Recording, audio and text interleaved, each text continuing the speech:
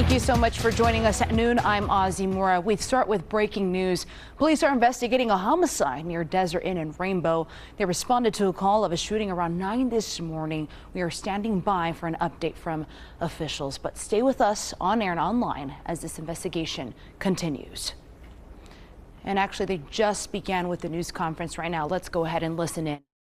Homicide investigation that we're currently conducting at the 3300 block of Iberia. This is located in the area of Spring Mountain and Rainbow, and it's within our Spring Valley Area Command. Earlier today at approximately 9:02 a.m., officers from the Spring Valley Area Command responded to a report of a shooting that occurred at a single-family residence located at the 3300 block of Iberia.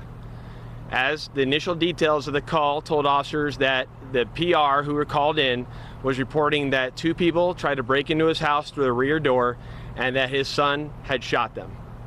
As officers arrived on scene, the person who was calling, who was a 70-year-old male who was the father of the shooter, and the shooter, who's a 50-year-old male, both exited the residence and told officers that they were inside their residence prior to the shooting.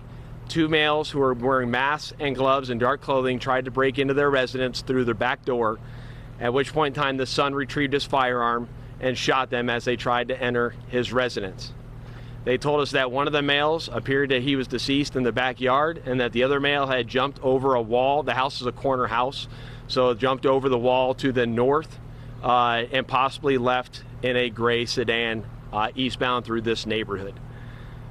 Approximately, as officers were getting that information, they began clearing the house, where they did locate a male in the backyard in his 20s who did appear deceased. They provided what medical attention they could until medical arrived here on scene and ultimately pronounced him deceased here on scene.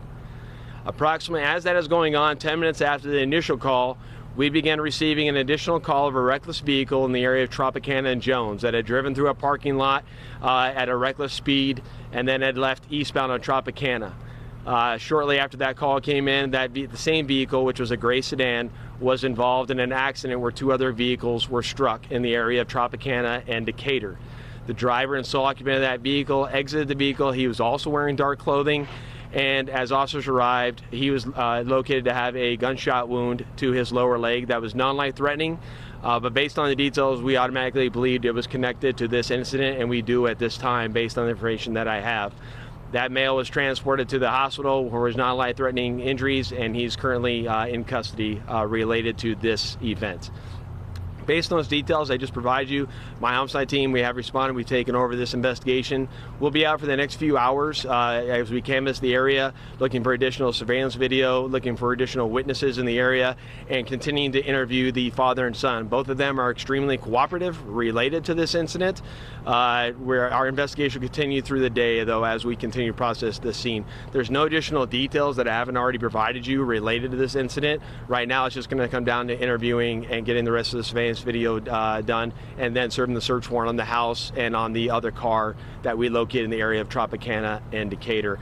I encourage anyone with any other information related to this incident to please reach out to Crime Stoppers of Nevada if you wish to remain anonymous, or reach out through the LVMPD homicide section.